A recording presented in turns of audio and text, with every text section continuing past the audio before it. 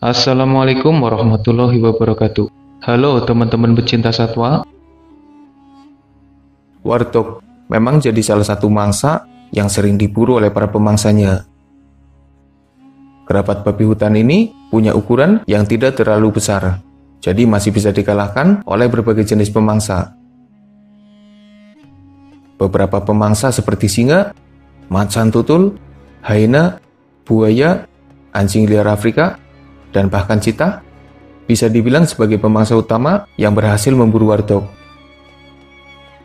Tapi, meski jadi mangsa, warthog bukan hewan yang lemah. Mereka cepat, lincah, dan punya serudukan berbahaya.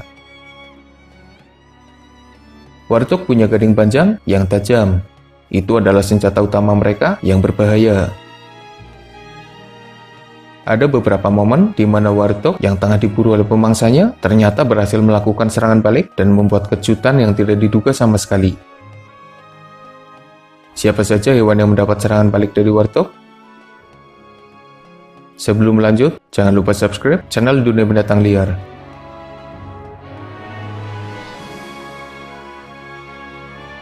Macan tutul sering memburu warthog, entah dengan mengejarnya, menangkap dari jarak dekat, atau bahkan menangkapnya ketika warthog ada di lubang sarangnya. Tapi sebenarnya, macan tutul lumayan kesulitan saat memburu warthog. Macan tutul biasanya menyerang leher mangsanya, sementara warthog punya leher pendek dan besar. Macan tutul mengalahkan warthog dengan serangan yang berbeda. Biasanya macan tutul menahan warthog dan menggigit bagian bawah atau belakangnya, dengan harapan warthog itu menyerah dengan serangan macan tutul. Sayangnya dalam beberapa momen, serangan macan tutul yang tidak maksimal itu membuat warthog yang sudah tertangkap akhirnya bisa lepas dan bahkan menyerang balik. Beberapa kali warthog berhasil melepaskan diri saat diburu macan tutul. Mereka juga pernah menyeruduk macan tutul dan bahkan menerbangkan macan tutul ke udara. Gading tajam yang panjang serta serudukan cepat bisa saja membuat macan tutul itu terluka. Makanya, mereka hati-hati banget kalau memburu warthog.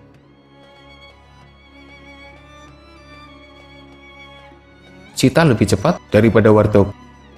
Seharusnya, cheetah bisa memburu warthog dengan mudah.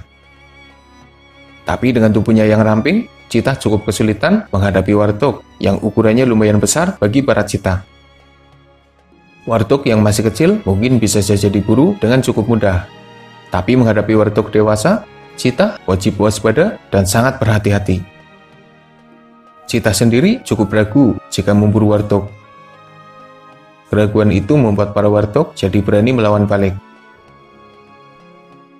Cheetah yang mengejar warthog malah berbalik dikejar. Cheetah yang menyerang warthog juga berbalik diserang. Dan bahkan cheetah yang lagi minum juga diserang secara tiba-tiba dari belakang. Serudukan serta gading panjangnya membuat cheetah waspada dengan para warthog.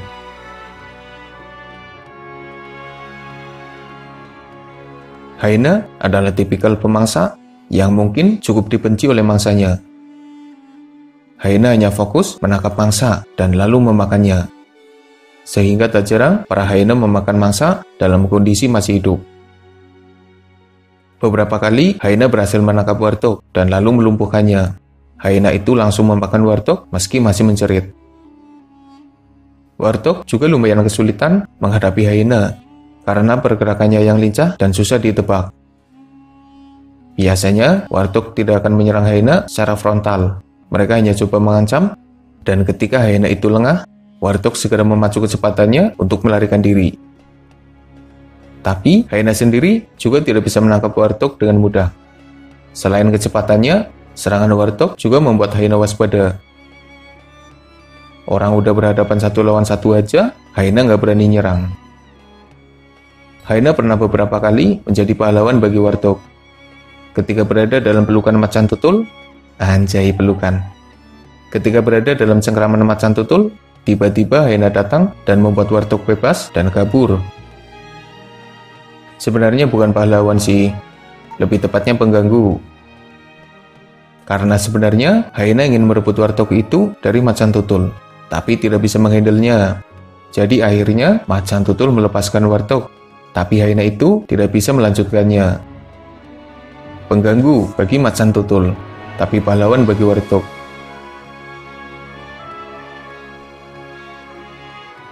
Salah satu momen terbaik warteg ketika menghadapi anjing liar adalah ketika seekor warteg berdiri tegak, menantang anjing liar yang jumlahnya sangat banyak.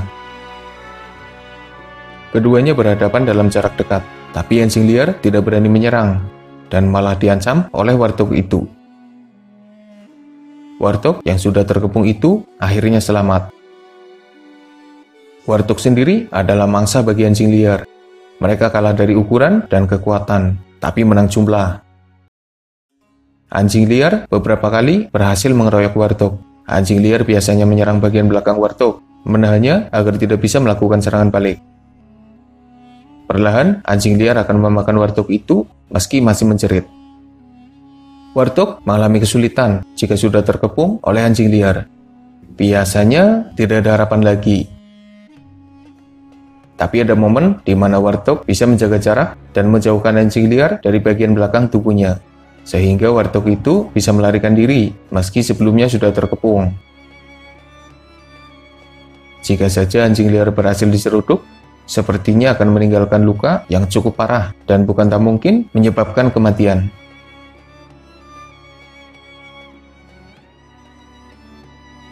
Berbeda dengan pemangsa lainnya, singa ada di level yang lebih tinggi, sehingga para warteg mengalami masalah jika harus melawan singa.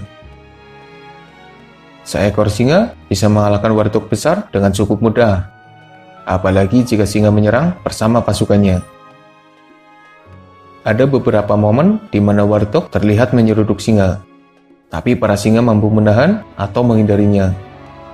Entah karena singa sudah bersiap, atau mungkin serangan itu memang tidak terlalu berpengaruh pada singa. Ya, meski ada pula singa yang akhirnya pergi setelah mendapatkan serangan berkali-kali dari warteg. Biasanya, warteg yang sudah tertangkap oleh para singa tidak bisa melarikan diri, meski meronta-ronta sekalipun. Cengkraman singa dan ukuran tubuh yang besar membuat warteg seakan tidak berdaya melawan para singa. Sama seperti macan tutul, singa bisa memburu warteg dengan mengejarnya, atau bahkan menangkapnya ketika sembunyi di dalam lubang sarang.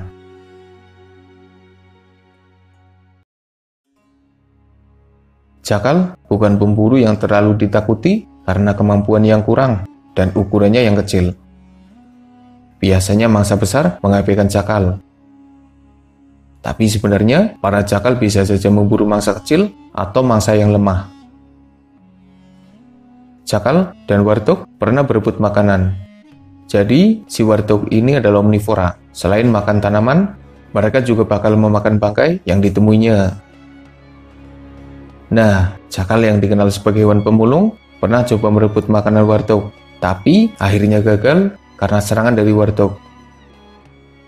Jakal juga pernah nekat menyerang warteg kecil. Alhasil, induknya marah dan menyerang jakal itu. Awas aja kena serudukannya, bisa aja langsung wassalam.